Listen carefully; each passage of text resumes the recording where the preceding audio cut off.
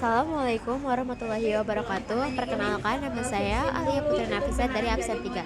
Hari ini saya akan memaparkan materi tentang bentuk negara, bentuk pemerintahan, dan sistem pemerintahan. Yang pertama ada bentuk negara. Bentuk negara adalah cara suatu negara disusun secara keseluruhan berdasarkan pembagian kekuasaan wilayahnya. Hal ini berkaitan dengan bagaimana kekuasaan diatur antara pemerintah, pusat, dan daerah. Bentuk negara juga menunjukkan apakah suatu negara memiliki kekuasaan yang terpusat terbagi ke beberapa wilayah. Jenis bentuk negara yaitu ada negara kesatuan atau unitaris, yaitu kekuasaan terpusat pada pemerintah pusat, sementara daerah hanya menjalankan wewenang yang diberikan oleh pusat. Contohnya Indonesia. Selanjutnya ada negara serikat, yaitu federasi, terdiri dari beberapa negara bagian yang memiliki kekuasaan sendiri dan berbagi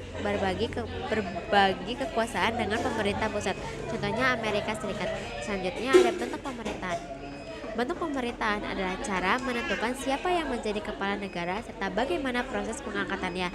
Bentuk pemerintahan juga berkaitan dengan sistem kepemimpinan dalam suatu negara, apakah berdasarkan keturunan atau pilihan rakyat. Selanjutnya ada jenis-jenis bentuk pemerintahan, yaitu ada monarki, dipimpin oleh raja atau ratu yang biasanya menjabat secara turun-temurun berdasarkan garis keturunan. Kemudian ada republik, dipimpin oleh presiden yang dipimpin oleh rakyat melalui proses pemilihan umum sesuai dengan aturan yang berlaku. Kemudian ada sistem pertahanan. Sistem pertahanan adalah cara kerja hubungan antar lembaga-lembaga negara dalam menjalankan kekuasaan. Sistem ini mengatur bagaimana kekuasaan dibagi, dijalankan, serta diawasi dalam suatu negara. Sistem pemerintahan juga menentukan peran dan tanggung jawab masing-masing lembaga negara seperti eksekutif, legislatif, dan yudikatif agar tidak terjadi penyalahgunaan kekuasaan. Yang selanjutnya ada jenis-jenis sistem pemerintahan, yaitu ada presidensial. Presiden berperan sebagai kepala negara sekaligus kepala pemerintahan. Presiden dipilih oleh rakyat dan tidak bertanggung jawab kepala parlemen, contohnya Indonesia. Selanjutnya ada parlementer, yaitu kepala pemerintahan adalah perdana menteri yang bertanggung jawab kepada parlemen, sedangkan kepala negara biasanya hanya sebagai simbol, contohnya Inggris. Selanjutnya ada kesimpulan singkat, yaitu dari penjelasan sebelumnya dapat disimpulkan bahwa terdapat perbedaan antara bentuk negara, bentuk pemerintahan, dan sistem pemerintahan. Ketiganya memiliki peran yang berbeda dalam suatu negara, namun saling berkaitan satu sama lain. Bentuk negara menjelaskan bagaimana struktur wilayah suatu negara disusun dan bagaimana pembagian kekuasaan antara pusat dan daerah. Bentuk pemerintahan menjelaskan siapa yang menjadi pemimpin negara serta bagaimana cara pemimpin tersebut dipilih atau ditentukan. Sistem pemerintahan menjelaskan bagaimana kekuasaan dijalankan serta hubungan antar lembaga negara dalam menjalankan pemerintahan. Ketiga hal ini penting untuk dipahami karena menjadi dasar dalam penyelenggaraan suatu negara. Kemudian ada bentuk negara kesatuan. Negara kesatuan adalah negara yang seluruh kekuasaan tertinggi berada pada pemerintah pusat.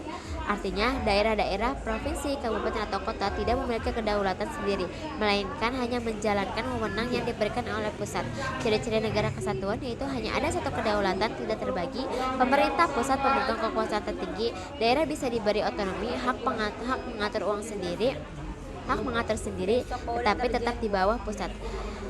Selanjutnya hanya ada satu UUD dan satu kepala negara, contohnya Indonesia, Jepang, dan Prancis. Selanjutnya ada NKRI, yaitu Negara Kesatuan Republik Indonesia.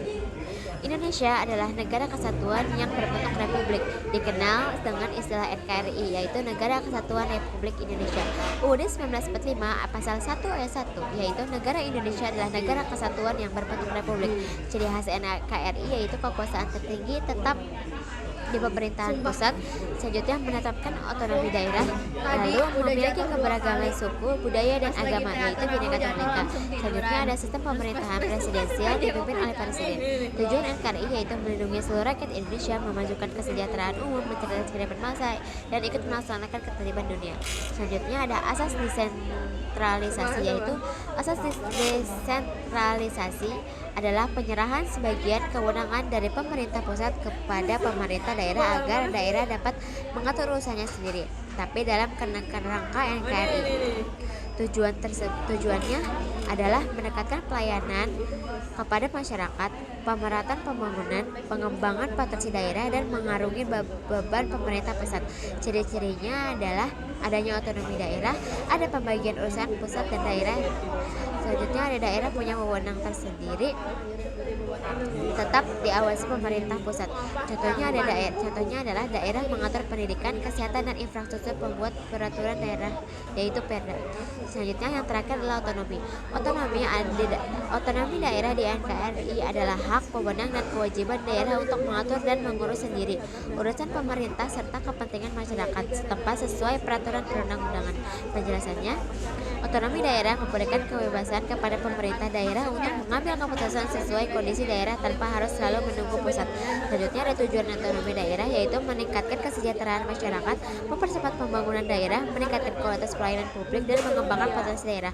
Ciri-cirinya ada daerah memiliki kewenangan mengatur urusan sendiri, ada pemerintah daerah yaitu kepala daerah dan DPRD.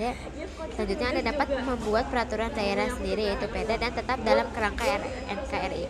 Contohnya ada mengelola pendidikan, kesehatan, transportasi lokal, dan menyusun anggaran daerah yaitu APBD.